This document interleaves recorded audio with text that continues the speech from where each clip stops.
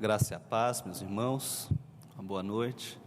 É um prazer muito grande para mim estar aqui, um privilégio, acima de tudo, poder expor a palavra de Deus para vocês. Espero que seja isso que reste no seu coração, a palavra de Deus, depois dessa exposição. Uma coisa me fascina, me tem fascinado todos esses anos de estudo da palavra de Deus, da teologia bíblica, da história da redenção, é que, por mais incrível que isso possa parecer, do ponto de vista histórico, do ponto de vista literário, Jesus Cristo está presente nas Escrituras desde a sua primeira página. Alguns pensam, mas Jesus é só no Novo Testamento, né? Não, Jesus Cristo está presente desde a primeira página da Bíblia. E eu convido vocês a abrir, não na primeira, mas na terceira, Gênesis capítulo 4.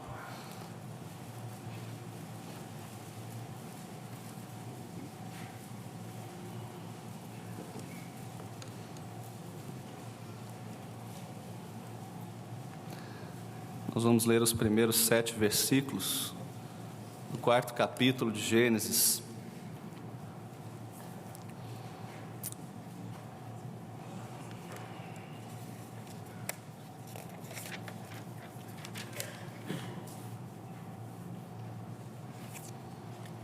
Vamos ler. Coabitou o homem com Eva, sua mulher. Esta concebeu e deu à luz Caim. Então disse: adquiri um varão com o auxílio do Senhor. Depois deu à luz a Abel, seu irmão. Abel foi pastor de ovelhas e Caim, lavrador. Aconteceu que no fim de uns tempos, trouxe Caim do fruto da terra uma oferta ao Senhor. Abel, por sua vez, trouxe das primícias do seu rebanho e da gordura deste. Agradou-se o Senhor de Abel e de sua oferta, ao passo que de Caim e de sua oferta não se agradou. Irou-se, pois, sobremaneira Caim, e descaiu-lhe o semblante.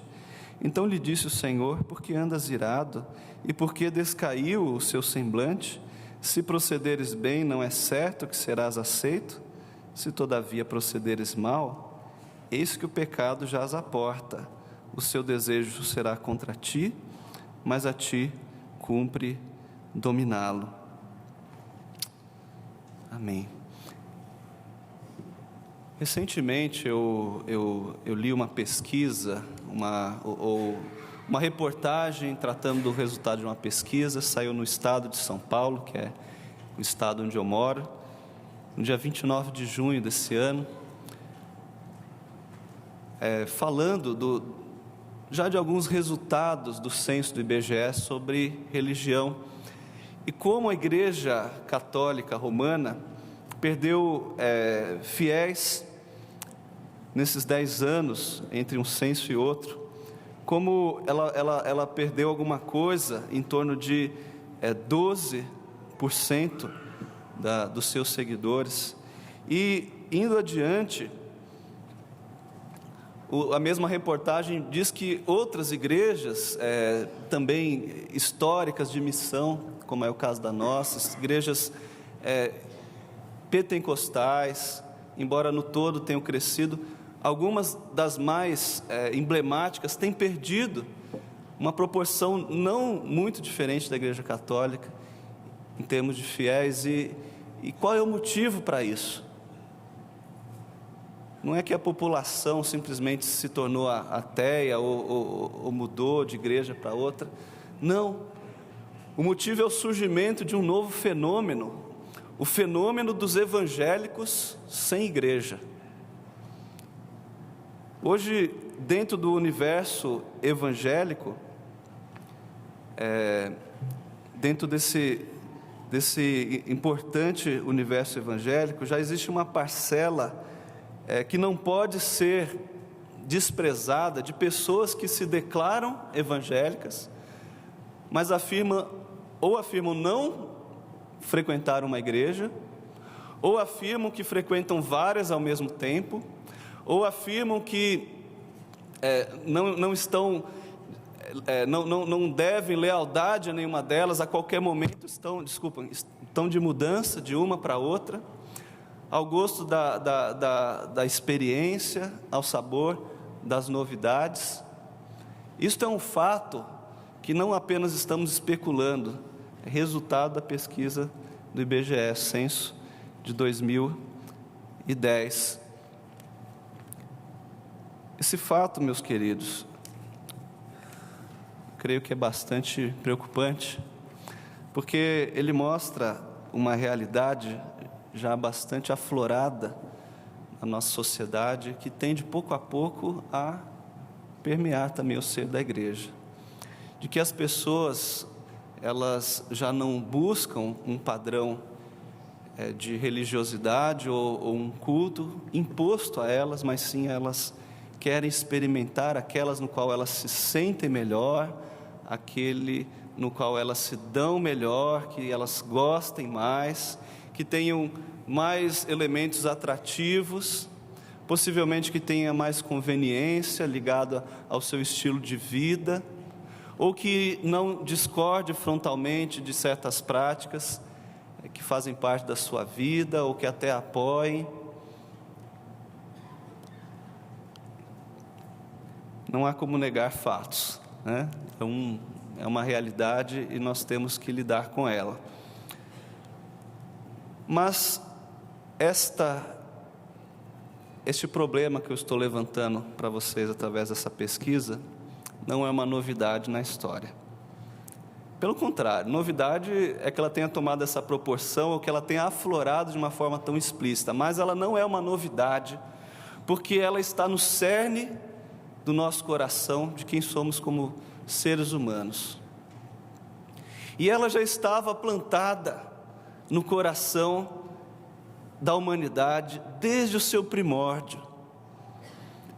O texto que acabamos de ler nas Escrituras mostram os dois primeiros filhos de Adão e Eva, os primeiros homens, né, o primeiro casal sobre a face da terra, entregando algo ao Senhor, só que cada um apresentando um culto de uma maneira diferente. Primeiramente, vamos examinar a oferta de Caim. Caim, que significa adquirir, né, porque Eva adquiriu um varão com auxílio do Senhor. Caim, ele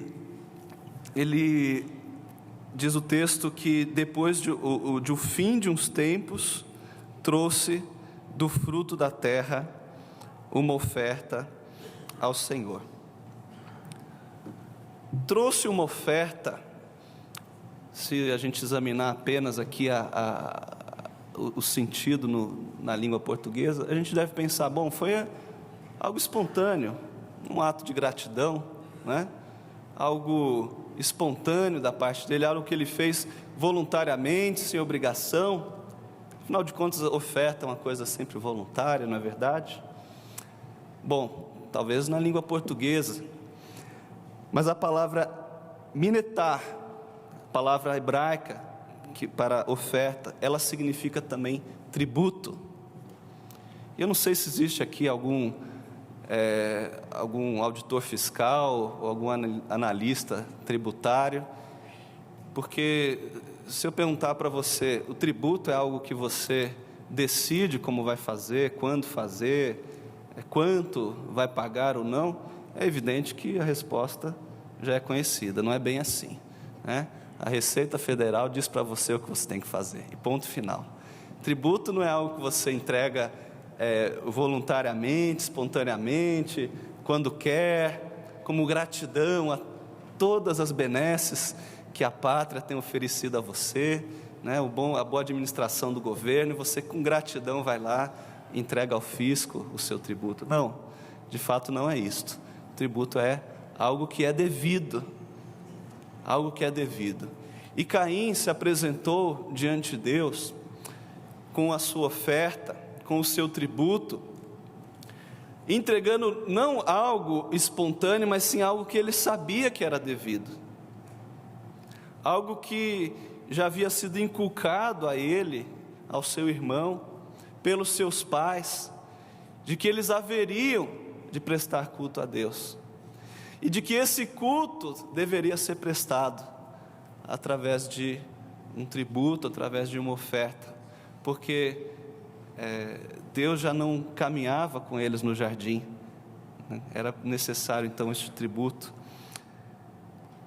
Caim optou então por fazer este tributo de uma maneira brilhante, de uma maneira criativa, de uma maneira engenhosa, de uma maneira atraente, espetacular. Caim,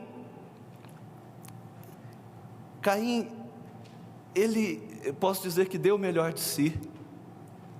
Ele não chegou sem planejamento, entregando qualquer coisa para o Senhor. Ele planejou algo que fosse agradável aos olhos, agradável ao olfato, agradável ao paladar, algo atraente, algo que não causasse mal-estar, algo que pudesse, algo também conveniente a ele, já que ele era alguém que trabalhava a terra, um lavrador, algo que, se qualquer pessoa olhasse, poderia com toda segurança dizer: é impossível Deus não aceitar uma coisa desta, uma oferta tão bem planejada, uma oferta tão agradável. Se agradou todo mundo, por que não vai agradar a Deus, não é verdade? Como não? Ela é tão atraente, tão bonita de se olhar. Eu, uma vez, com um grupo de jovens da igreja, elaborei um jantar, e esse jantar, dentro do contexto da programação, era um jantar apenas de frutas, um jantar tropical. Eu não me esqueço ainda de como foi gostoso aquele momento, o cheiro que permeou o salão social da igreja, os enfeites que foram feitos com aquelas frutas. Há algumas ferramentas, né, de cozinha, que você consegue cortar a fruta assim redondinha ou em zigue-zague. Foi tudo feito assim, sabe, com bastante arte, com bastante empenho. Foi algo belo de se ver. É muito possível que, embora não tenha essas ferramentas, Caim não tenha ficado muito atrás. E qualquer pessoa que olhasse diria: Caim, você vai ser reconhecido pelo seu mérito. Caim, você vai ser aceito imediatamente, porque dificilmente alguém poderia fazer algo melhor, até porque também não tinha muita gente naquele tempo, né? Mas está perfeito, é o estado da arte da adoração. Vejam como esse aspecto da adoração de Caim tem tudo a ver com as tendências mais atuais dos nossos tempos, né? Em relação à igreja cristã, a tendência de se sentir bem, a tendência de se buscar algo agradável aos olhos, aos ouvidos. Eu não estou dizendo de forma alguma que um culto deva ser algo desagradável na sua maneira de prestar, senão eu já teria aqui pedido para o coral sair, né? Para que essa cantoria alegre e agradável aos ouvidos, né? Deus quer que a gente sofra. Não é nada disso, não é nada disso, mas é uma tendência em que no centro daquilo que a gente vai entregar a Deus esteja primeiro a nossa conveniência, primeiro o nosso bem-estar, primeiro a nossa satisfação. Agora, há poucos instantes, nós lemos duas passagens das Escrituras, uma no livro de Levítico, a outra no livro de Jeremias. A primeira, uma passagem que nos traz um texto bastante cruel, uma história aparentemente dramática, em que os dois filhos de Arão, Nadab e Abiú, se apresentam diante de Deus com um fogo estranho, um incenso fora da especificação dada por Deus aos sacerdotes, e eles são instantaneamente fulminados por Deus, e há um grande pranto por causa disso. No início da passagem é dito o seguinte: eles fizeram algo que eu não pedi. Deus explica a Moisés e a Arão: eles fizeram algo que eu não ordenei. A semelhança desta passagem com a de Jeremias, já falando para um povo que estava sendo disciplinado por Deus e levado para o exílio, é que não apenas eles tinham desobedecido a aliança, mas eles inseriram na sua adoração elementos que Deus não havia ordenado. Então fica claro para nós aqui, de que não basta obedecer o que Deus manda, nesse sentido, mas também não fazer o que Ele não prescreve. E Caim, com toda a sua criatividade, fez exatamente isso. Entregou a Deus uma oferta agradabilíssima ao homem, agradabilíssima a si mesmo, perfeita dentro dos seus padrões, centrada no seu próprio mérito, porque lhe custou algum esforço, algum planejamento. Infelizmente, para Caim, evidente, o texto diz: ao passo que de Caim e de sua oferta, Deus não se agradou. O culto, o tributo a Deus, a oferta que tinha tudo para dar certo, só não passou no critério do único que interessava, afinal de contas, de Deus. Deus não se agradou da oferta de Caim. Como poderia Deus não ter gostado de uma oferta tão bem elaborada? Só vamos entender isso examinando agora outra oferta, a de Abel. Porque na mesma época, Abel, por sua vez, trouxe das primícias do seu rebanho e da gordura deste. Agradou-se o Senhor de Abel e de sua oferta.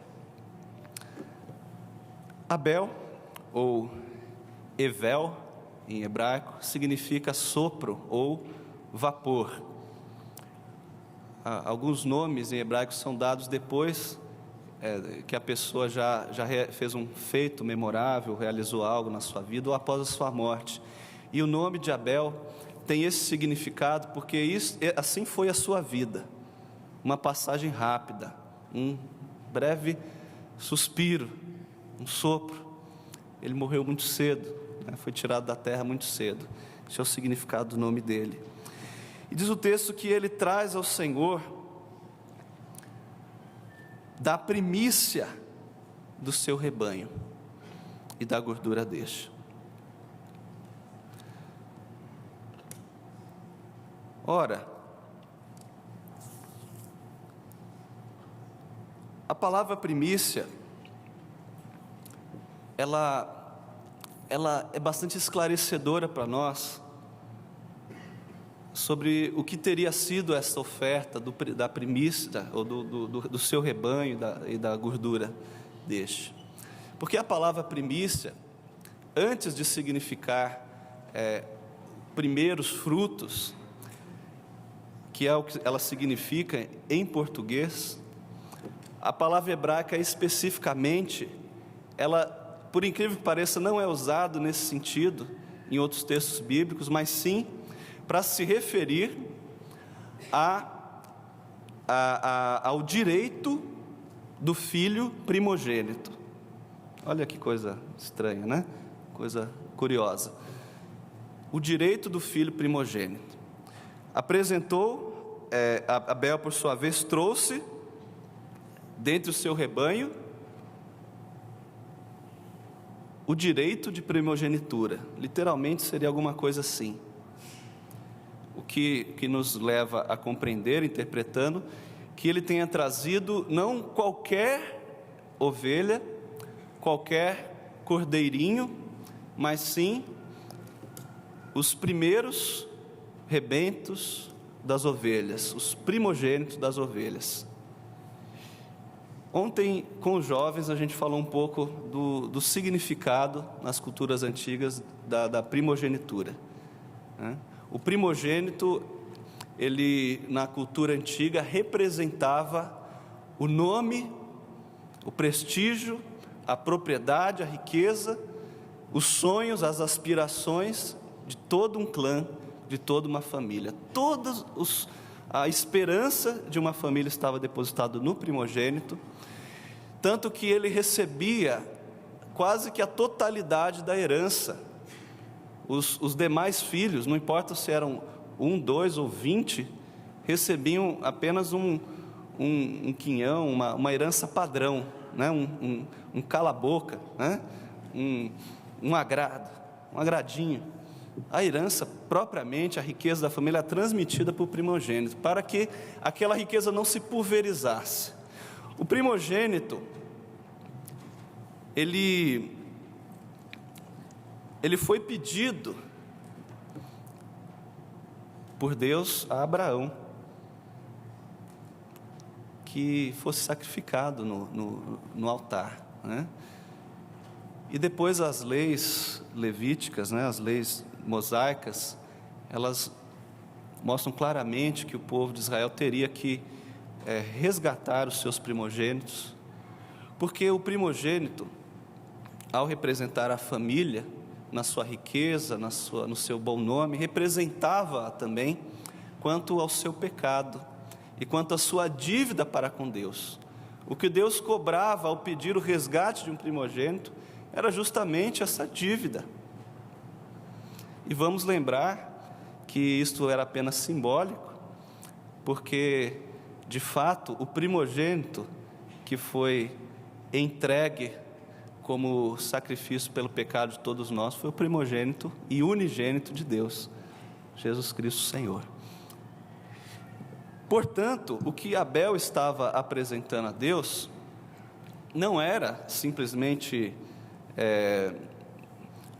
alguma espécie de separação dos primogênitos para, de repente, colocar um paramento neles, ou colocar uma sinetinha, um lacinho no pescoço, falar assim, que esses aqui são consagrados, esses aqui nunca vou fazer churrasco com eles, nunca vou tosar a lã deles. Não era isso. Era holocausto, era oferta queimada ao Senhor. E gordura significa que ele apresentava, e a gordura reforça isso, porque é justamente a gordura, uma das partes principais das reses que eram oferecidas em holocausto. Então, uma coisa reforça a outra, a gente vê isso com mais clareza lendo depois o livro de Levítico. Abel ofereceu estes cordeirinhos, estes primogênitos do seu rebanho, em holocausto ao Senhor. Ora, a gente tem uma série de conceitos, né, na nossa formação cristã, e não nos causa tanta estranheza à primeira vista, se bem que a maioria de nós não entende realmente, e eu confesso a vocês que continuo me esforçando para entender cada uma dessas passagens, não entende realmente o significado disso, tal, mas para a época de Abel, em que não havia o registro, né, da lei mosaica e tudo mais, pensem, era uma coisa extremamente esquisita o que ele estava fazendo, estranha, aparentemente. Que culto mais macabro, que culto mais desagradável, de mau gosto, mal cheiroso, sangrento, cruel.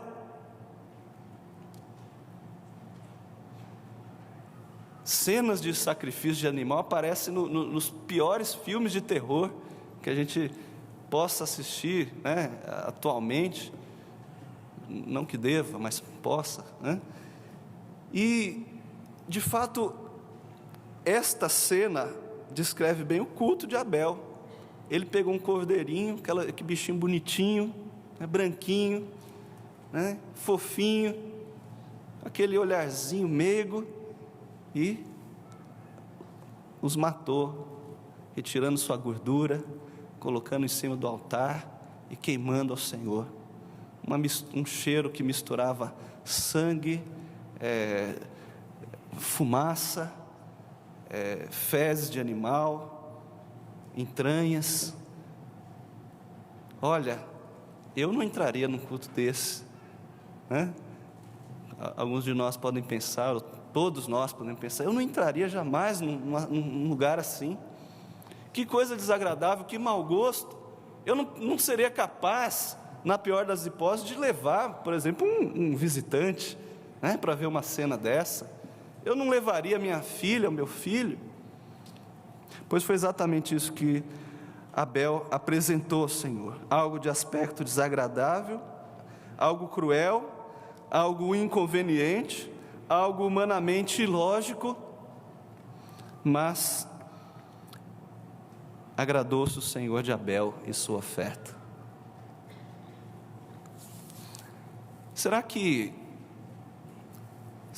a fé é realmente algo tão irracional assim? Será que a gente não pode entender o gosto de Deus? Ele está pregando peça nas pessoas. Será que é isso? Será que seguir a Deus é realmente aceitar a sua vontade soberana, mesmo que ela seja completamente descabida? Não se trata disso, meus irmãos. Muito pelo contrário. O que Abel estava fazendo tinha fundamento. E o fundamento está desde a primeira página das Escrituras, como eu disse para vocês, e está na instrução que ele recebeu dos seus pais, tendo em vista o que eles passaram no Jardim do Éden. Gênesis 3, versículo 7, diz que após haverem pecado e se escondido de Deus, abriram-se então os olhos de ambos, percebendo que estavam nus, coseram folhas de figueira e fizeram cintas para si. Eles queriam se esconder de Deus. Não é uma questão só de mostrar as partes pudentas, mas é uma questão de se expor como alguém culpável, como alguém que agora está em dívida. Isso acontece com a gente também, quando faz alguma coisa errada, parece que todo mundo está olhando para a gente, né? E essa sensação pela primeira vez aconteceu, e de forma terrível, com Adão e Eva, e eles tentaram tampar isso da maneira mais prática e criativa que eles conseguiram bolar no momento, que era folhas de árvores. No entanto, o Senhor os procura, os chama para uma disciplina,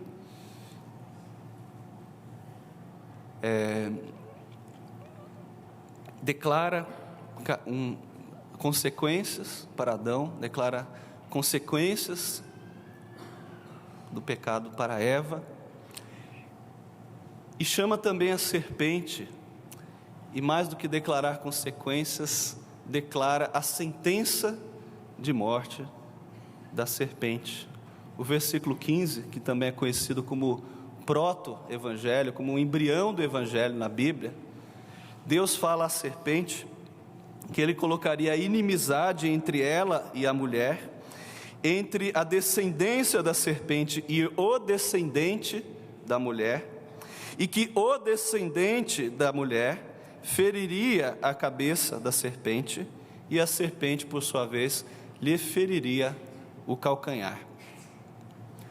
Há aqui nitidamente descrita uma separação de uma linhagem santa, uma linhagem messiânica, em comparação aos filhos da serpente, o mundo, e no meio desta linhagem santa, o advento de um descendente, um redentor, que pisaria, que esmagaria a cabeça e poder da serpente. E após ter declarado isso à serpente, na presença de Adão e Eva, a esperança de um redentor, a esperança de uma salvação, já que a sentença para Adão e Eva era a morte pelo seu pecado.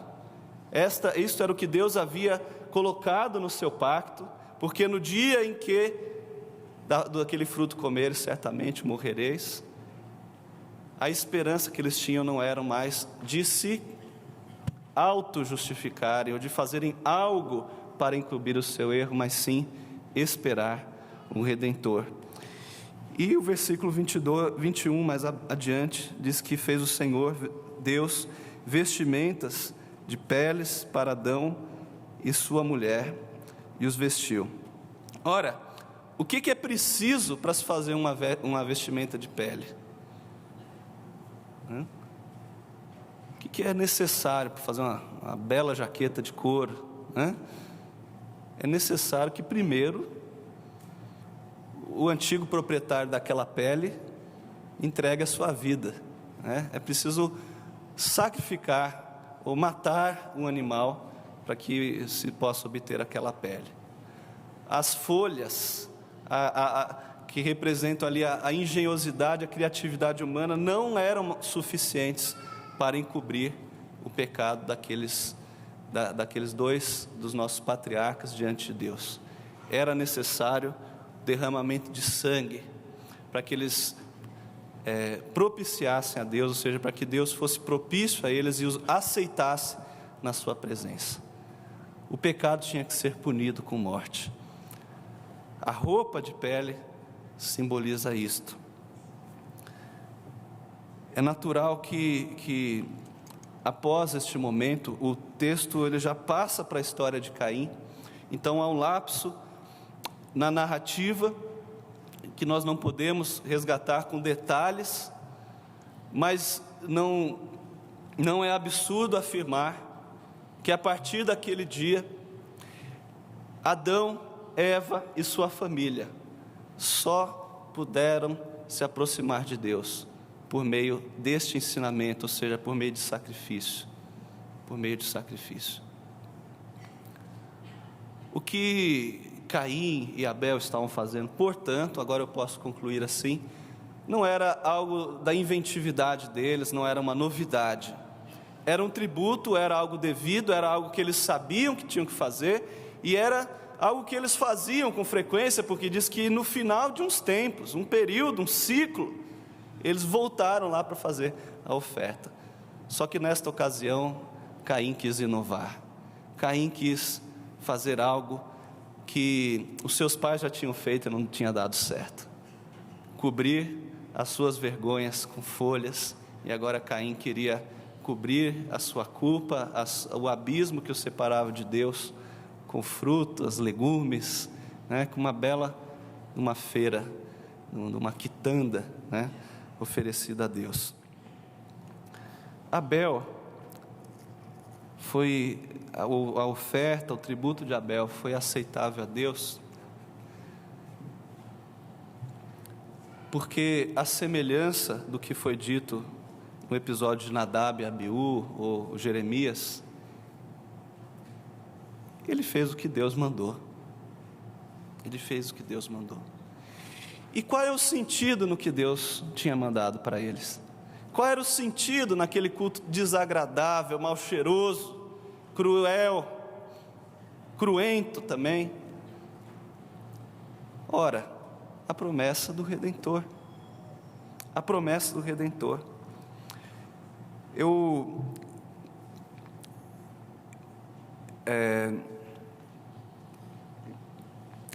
O livro de Apocalipse, um livro que trata dos últimos acontecimentos, apresenta um cenário já na morada celestial, num tempo em que os santos já estão na presença de Deus, porém aguardando a consumação dos tempos, aguardando a ressurreição. E estes santos que estão vivos, ativos e louvando ao Senhor em plena atividade no reino dos céus, ainda aguardando a ressurreição, eles são descritos como pessoas revestidos de vestiduras brancas, entoando louvores ao Senhor e clamando a Ele por justiça.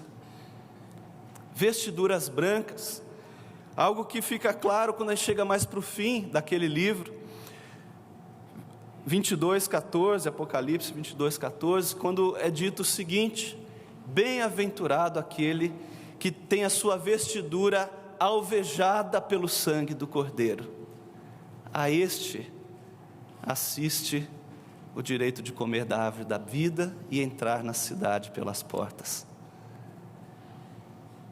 Da mesma forma que funcionou com Adão e Eva, vemos no fim dos tempos que somente se apresentará diante de Deus aquele que tiver uma vestimenta apropriada, aquele que tiver algo capaz de realmente encobrir a nossa iniquidade, algo capaz de encobrir aquilo que nos afasta de Deus, a saber, o sangue do Cordeiro.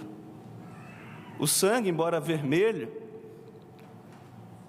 o sangue, embora carmesim,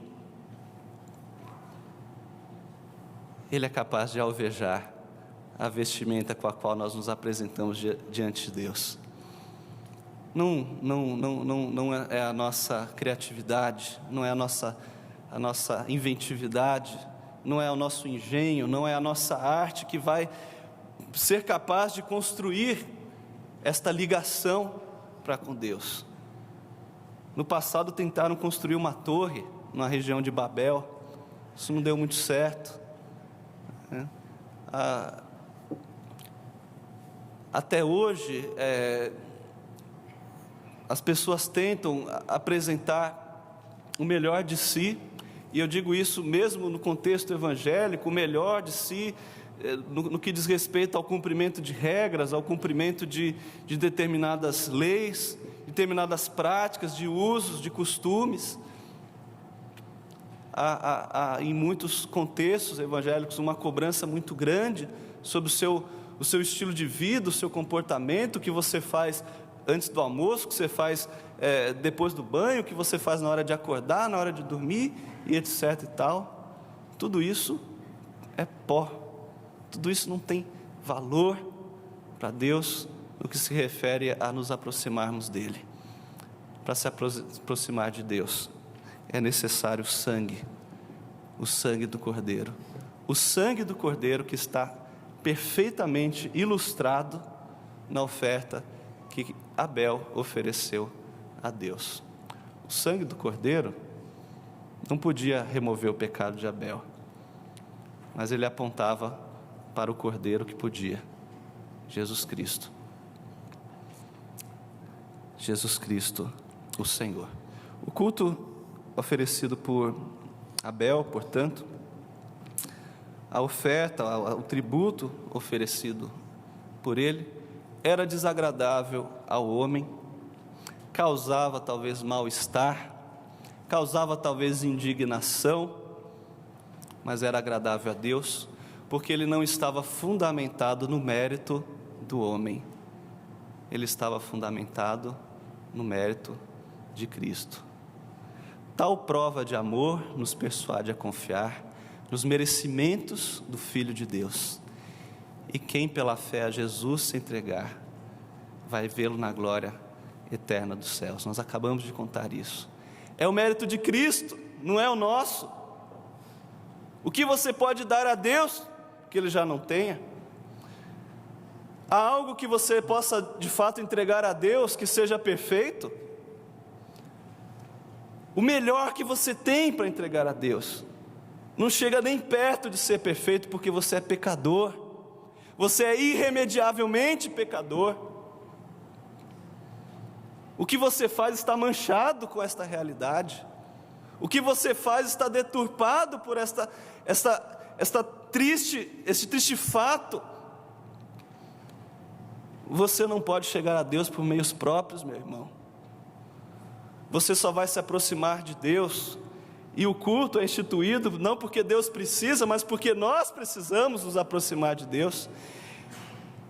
Ele só será verdadeiro e só será aceito se você estiver fora do centro, se o seu merecimento passar longe deste culto e Jesus Cristo estiver neste lugar de honra, o seu sangue estiver nesse lugar de honra, o seu sangue for o único motivo para você estar aqui. Mas eu gostaria de alertar a igreja que especialmente agora fechando mais o universo, né? Dentro desse contexto calvinista, reformado, que a igreja presbiteriana pertence, muitos de nós frequentam as reuniões de adoração, entram e saem sem prestar um culto verdadeiro, porque Jesus Cristo é o seu pretexto, porque Jesus Cristo é o seu discurso, mas Jesus Cristo não é a sua vida. Jesus Cristo é uma preferência, assim como se tem gosto por um certo time de futebol, ou por um certo tipo de estilo musical, mas Ele não é 100%, Ele não é tudo, Ele não é a razão de você viver e existir, e Ele, sem dúvida alguma, não é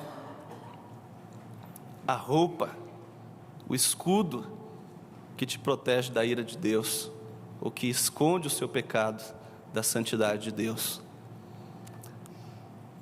Por que não? Porque muitos de nós ainda continuam querendo de alguma forma mostrar para Deus que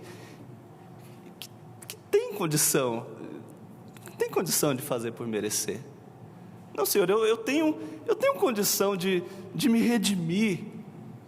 Eu sou pecador, mas eu posso fazer algo, sabe, eu posso fazer algo que te agrade, que compense. Alguns estão fora da igreja, eu já ouvi isso muito em evangelismo, em aconselhamento. Eu estou fora porque eu não sou bom bastante para estar na igreja, mas eu ainda chego lá, né? Eu ainda estou assim, sabe, de vez em quando, molhando a garganta um pouquinho, sabe como é que é, mas eu chego lá, né? Um dia que eu estiver pronto, eu vou para a igreja, porque a igreja, na concepção desse tipo de gente, é um lugar de gente perfeita. A igreja não é um lugar de gente perfeita. A igreja é um lugar de gente pecadora. A igreja não é lugar de pessoas que estão adquirindo faculdades ou habilidades de alcançar o merecimento de Deus. Não. Diz a palavra de Deus, desde o livro de Isaías, que foi ao ver o servo de Jeová sendo moído, que Deus se agradou. É na oferta substitutiva de Jesus Cristo que Deus tem prazer, porque Ele amou o mundo de tal maneira que deu o seu único Filho. E qualquer coisa que você faça para se aproximar a Deus, que não tenha Cristo como o centro, e mais do que o centro, a totalidade, é uma ofensa a esse ato de graciosidade e de misericórdia de Deus. Quando eu quero me aproximar de Deus com o meu mérito, Senhor, eu canto bem, Senhor, eu toco bem, Senhor, eu sou bom porque eu ajudo as velhinhas a atravessarem a rua, Senhor Deus, eu sou bom porque eu dou esmola, Senhor Deus, eu sou bom porque eu frequento todos os cultos da igreja, ou porque eu estou em todos os domingos. Você está calcando aos pés de Jesus Cristo, você o está fazendo tropeçar na figura, né, no sentido da figura bíblica. Você está menosprezando, fazendo pouco caso de que o que Deus fez por você foi o sacrifício, foi a oferta do seu próprio Filho. Só existe um caminho para o céu, é Jesus Cristo. Ele é o caminho, a verdade e a vida. O que Abel fez representa isso, e por isso foi aceito por Deus. Desta maneira, querido, você pode estar aqui hoje e não estar prestando um culto. Você pode estar aqui cantando as músicas, participando das leituras, talvez até tome da Santa Ceia, mas não está prestando culto a Deus, porque você ainda está no centro. Jesus Cristo é apenas um acessório, Jesus Cristo é apenas um bordão, Jesus Cristo é apenas um pretexto para você estar aqui. Ele precisa ser a sua vida.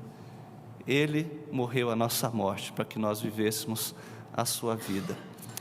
Alvo mais que a neve, alvo mais que a neve, sim, neste sangue lavado, mais alvo que a neve eu serei. Que Deus então nos nos converta a Ele realmente, para termos Jesus Cristo como centro da nossa vida, do nosso culto. E se você ainda pela fé não se entregou a Jesus Cristo, tem a oportunidade de fazer hoje, tem a oportunidade de fazer agora. Até Caim teve essa oportunidade.